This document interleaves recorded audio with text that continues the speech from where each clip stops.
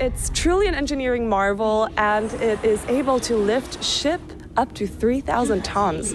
So astonishing. Have you ever wondered what it would be like to go on a ship journey through a mountain?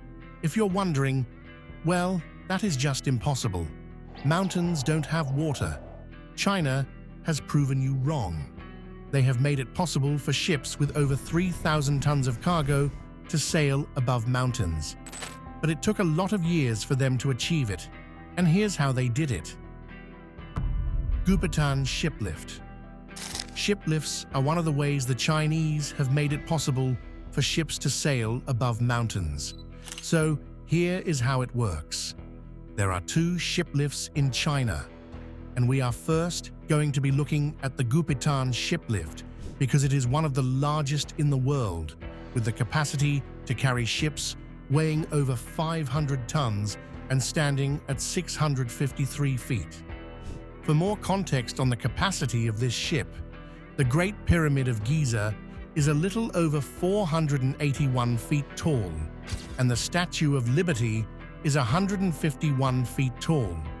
So when ships are on this Gupan shiplift, the people on board would easily be able to see the top of the Great Pyramid if it were nearby. It shows how strong the shiplift is, but that is not all. So technically, it's ancient technology. Archimedes' principle deployed on a huge scale. This architectural wonder is situated on the Wu River, which is a tributary of the Yangtze River in Guizhou province. It is incorporated into the Gupan hydropower station, which generates over 9 billion kilowatts per hour of electricity. With this much power, it is no wonder the Gupan shiplift is 23 kilometers long and is one of the most efficient in the world. So, how exactly does the system work? When the Life was first built, the engineers wanted to leave it as a one-lift system that could carry over 1,000 tons at a time, but that wasn't safe. Although it was possible, it posed a serious risk to the ship passengers and their cargo. So in order to avert this risk, the Gupan shiplift was separated into 3 different hydraulic lifts that are all connected by the water channels. Each lift amounts for the 1,800 tons that the shiplift can carry, and they work at a speed of 8 meters per minute. The lifts consist of 2 rows of hoist cable drums and gearboxes that are positioned on both sides of the boat, lifting reservoir for each lift.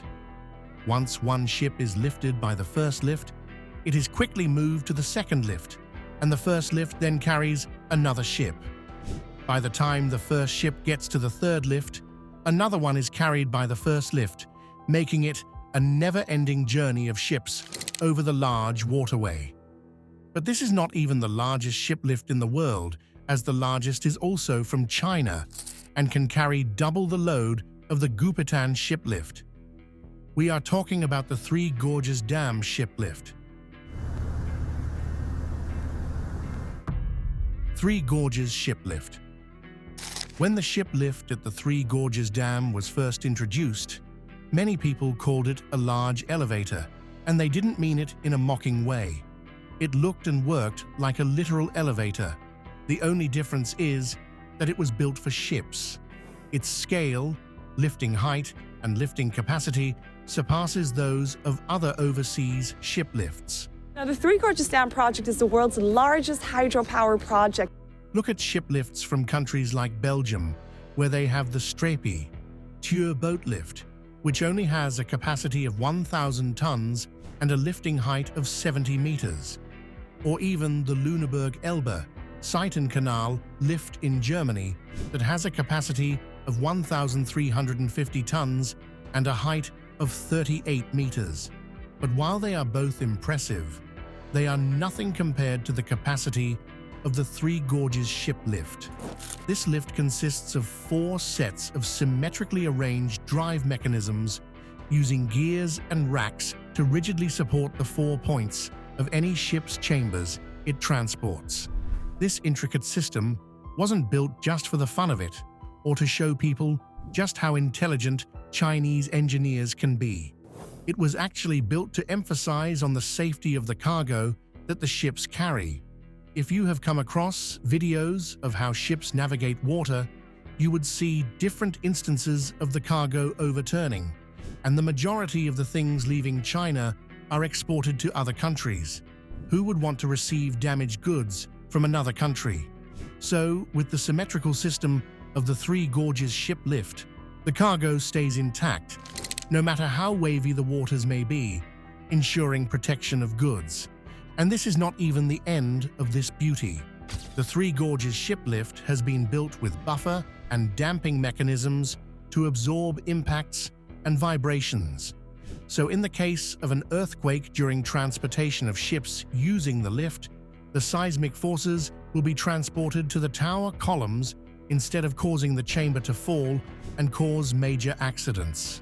China tends to experience a lot of earthquakes because of where it is situated, but they have created a system that ensures their partners do not suffer loss no matter the natural disaster. The amount of time required for ships to pass through the locks at the dam is 150 minutes, but once they have passed that stage, they spend only 40 minutes passing through the ship lift. Because of how efficient this ship lift is, it transported over 84 million tons of vessels in the first half of 23 alone. But China has also created another system that allows passage between mountainous areas, and the technology behind it is impressive. The aqueduct. This technology we are talking about is the aqueduct. An aqueduct is a system of pipes, ditches, or canals that are used to convey water from one source to its main distribution point. To lift passing ships by almost 20 meters in order to safely transport them across the canal. In China, aqueducts are built through mountains to provide water that will transport ships from one point to another. But why does China need to build an artificial water source just to transport ships? Despite how blessed China appears, the majority of their good luck is in manpower and not necessarily in geography. Since the country's topography gives them more mountains than water, but they are the #1 exporter of anything in the world, they had to find alternative solutions. By building aqueducts, they were able to redirect water from their sources and create an artificial river in areas where they could not build sophisticated ship lifts. But it is important to note that aqueducts weren't invented in modern times. In ancient China, their emperors built aqueducts, but it was to provide drinking water for the people. When Chinese engineers are not using aqueducts to sail above mountains, they are using a different system that is as complicated as its name sounds. Three Gorges Lock. Before the Three Gorges ship lift in China was built, vessels were still traveling.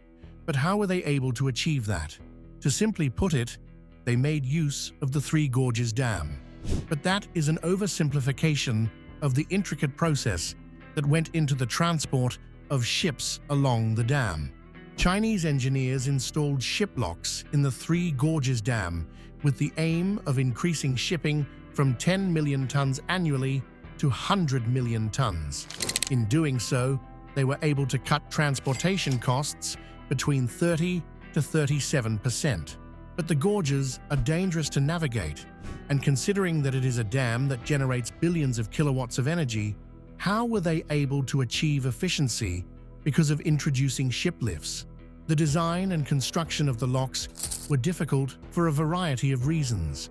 To materialize this smart canal lock system, a super-fast concreting technology was needed. For one, the water pressure was enormous at 61,000 cubic meters per second. This amount of pressure would require the ships to be raised or lowered over 100 meters.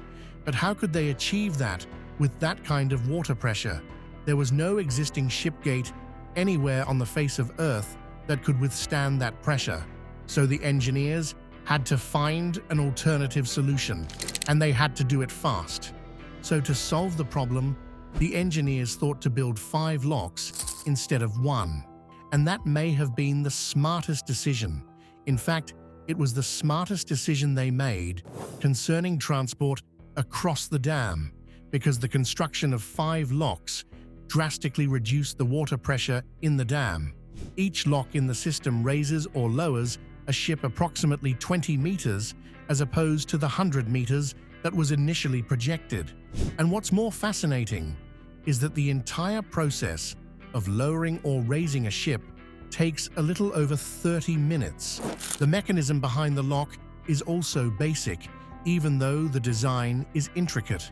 To lower a ship, the ship is moved into a watertight compartment called a lock, and the gate is then closed behind it. After the gate is closed, the water in the compartment is released into the next watertight compartment, which is lower than the first one that the ship was originally lowered into. When the water in the compartment is released, the ship is lowered, and when the water level in the ship's lock is the same as the one in the next gate, a gate opens between the two locks, which moves the ship to the next lock. This process is repeated until the ship gets to the final lock and has been lowered to the level of the river. What about when the lock wants to raise a ship? It repeats similar steps, but the only difference is that instead of releasing water from the lock, water is pumped into the lock to raise it. So the mechanism is simply when one lock closes, the next opens and keeps the transportation consistent until the ship gets to its destination, which is the river. There are two series of ship's locks installed near the Three Gorges Dam, and each individual lock has a maximum vessel size of 10,000 tons. The locks are 280 meters long, 35 meters wide, and 5 meters deep. For more understanding of how long the locks, they are 30 meters longer than those at the St. Lawrence Seaway, even though they are only half as deep. Before the construction of the dam and locks, the maximum freight capacity at the Three Gorges site was 18 million tons per year. Although that was impressive at the time, why settle when you can do so much more? So the Chinese government worked hard to increase how many tons was passing through that route. And from 2004 to 2007, a total of 198 million tons of freight passed through the locks.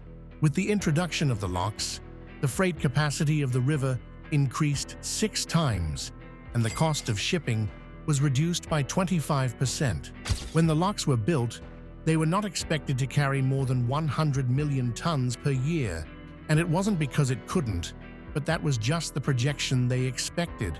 But by 2022, their cargo turnover reached 159.65 million tons, with that number increasing over 6% since then.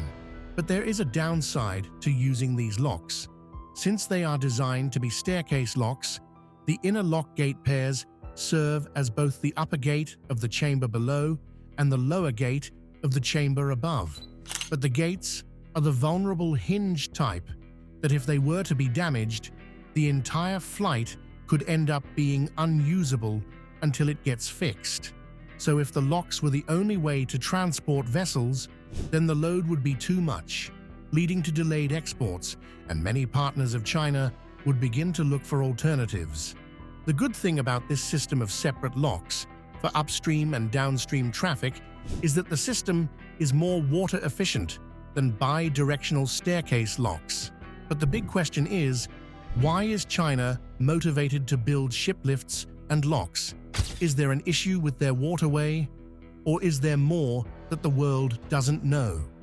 Why China is making ships sail above mountains? When you look at the locations of the shiplifts and locks in this video, you find that they are located within a mountainous area. In Guangzhou, China, where the majority of these lifts are located, there are a lot of mountains. In fact, the area is made up of 92% mountains, and the waterway is a major path for exports. So, what then could have been a possible solution?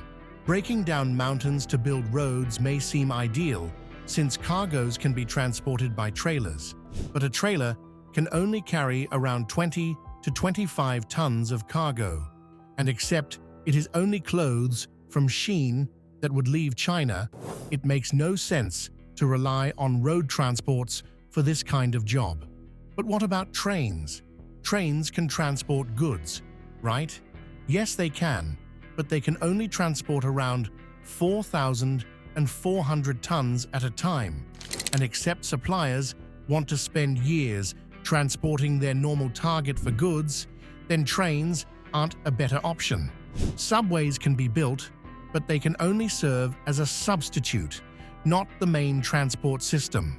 So this is where shiplifts come in. With the use of shiplifts, large amounts of goods can be transported at a time. Modern ships can carry as much as 24,000 tons of goods at a time, which is not just impressive, but also helpful. However, the journey to the Atlantic Ocean, where the goods would pass, can be treacherous. There are so many times that cargoes get lost at sea before they even get close to their destination, especially in China, and this is because of the water pressure.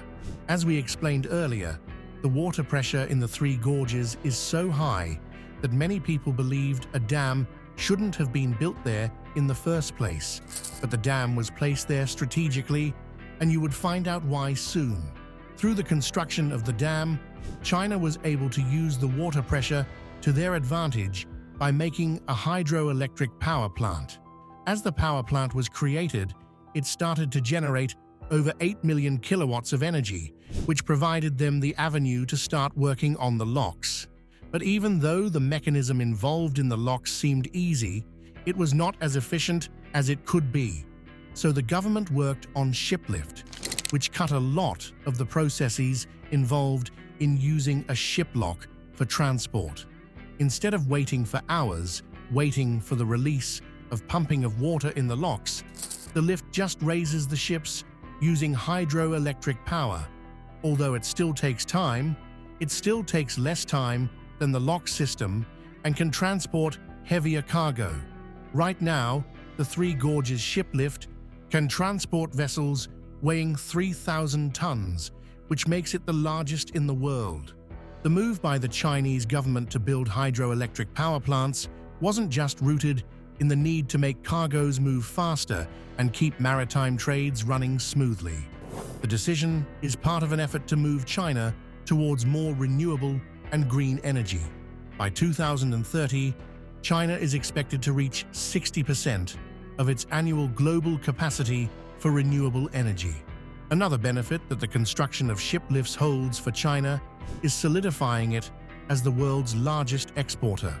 In 2023 alone, the country exported over $3 trillion worth of goods, with its largest export being smartphones. Everything that people in other countries are able to brag about was likely made in China, and every year, for the last 5 years, how much they have made from exports continues to increase. Even though the US is planning to place higher tariffs on China, it would only increase their profit as they can easily shift the extra price of the tariff onto the wholesalers. But this is not an economics lesson, so let's focus on how a shiplift helps them. Through the help of a shiplift, China is able to transport more cargoes at a time while reducing congestion at ports. But how exactly does it do that? When shiplifts are not available, ships have to dry dock, which is the process of taking ships out of water for maintenance and repairs. And while there is nothing inherently wrong with dry docking, it can be unexpectedly time and space consuming. Repairing or maintaining ships don't take 5 minutes, so imagine what the ports would look like if multiple ships are undergoing maintenance. Now imagine if you were a ship captain who needs to leave but can't, because the ports have been blocked by other ships that need repairs or maintenance. So dry docking can be frustrating and delay maritime trades. But with the availability of shiplifts, all a captain has to do is dock the ship on the lift, and it will be lifted through hydroelectric power and be fixed, thereby creating space for the ships that need to pass. Aside from decongesting the ports, the use of shiplifts by China has a lot of environmental benefits. With traditional dry docks, a lot of water is required to float ships in and out of the docks, which requires a lot of water consumption. But shiplifts, on the other hand, don't require as much water as they can easily lift ships out of water. Looking at the way the climate is going, it is safer to manage the somewhat abundant resources we have. In addition to managing water, shiplifts prevent water pollution. Traditional dry docks usually require the ships to get repaired or maintained in the water, which could lead to oil spillage. And except people want to start eating fish with a side of ship engine oil, this is not the ideal option. As for shiplifts, the ships are lifted and placed on land for repairs, meaning less water pollution. On top of being an environmentally conscious machinery, shiplifts can help China maintain its competitive edge as a leader in shipping. With growing exports to countries like the US and places in Southeast Asia, the use of shiplifts would potentially reduce logistical delays and allow the transportation of large amounts of goods at a time. And while it may appear that China is the only country using shiplifts, there are other countries working to meet up with them. Countries also sailing through mountains. Germany is one of the countries that has developed an impressive shiplift system. One of its systems is the Stralsund shiplift that has broken some impressive records. When it was first built in 1997, it was 754 feet wide and 115 feet tall. At the time, it was the largest of its kind and could lift and lower ships of up to 20,700 tons. But what may have made it unable to compete with the modern Chinese shiplifts was that it used 240 locks.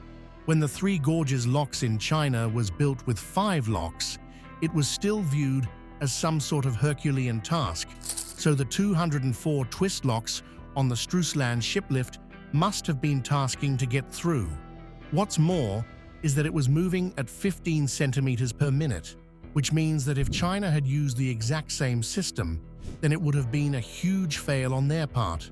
But it may be a bit unfair to compare an invention from as far back as 1996 to something developed recently.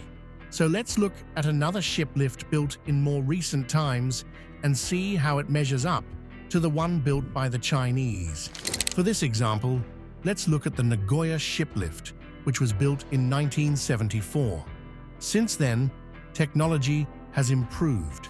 The lift is 98 feet wide and 459 feet long, placing it among the largest shiplifts in the world. Its lifting capacity of almost 3,000 tons makes it an impressive lift when you look at how many tons other shiplifts from other countries can accommodate.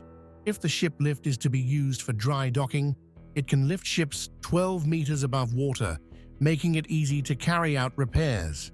Just like the Chinese shiplift, it minimizes water consumption and prevents pollution of the waterways. Although the shiplifts we have mentioned so far are impressive, they don't seem to be able to beat the Three Gorges shiplift. It is no wonder China continues to be a world power in regards to how much it generates from exports. There is no special secret as to why China has chosen to create a path in mountainous areas for ships. It didn't start now, because as far back as centuries ago, the rulers then built a passage through mountains for their ships. The only way to simplify the choice to do things like this is that China likes to make use of everything at their disposal to provide the kind of life the citizens deserve. It's no surprise that other countries flock there to get things done, because they make use of every single resource the Earth has given them. The use of shiplifts is just one of the many things that China is doing to keep their space in the world. Environmental and commercial concerns aside, the use of shiplifts can be useful for military transport. In times of war, the Chinese military can quickly and easily deploy their equipment and personnel using these shiplifts. China made sailing through mountains possible for the sake of economic growth, and it has been working well for them so far. Do you think there are any lessons your country can take from China? Let us know what you think in the comments. Don't forget to like and subscribe to the channel for more intriguing facts and news.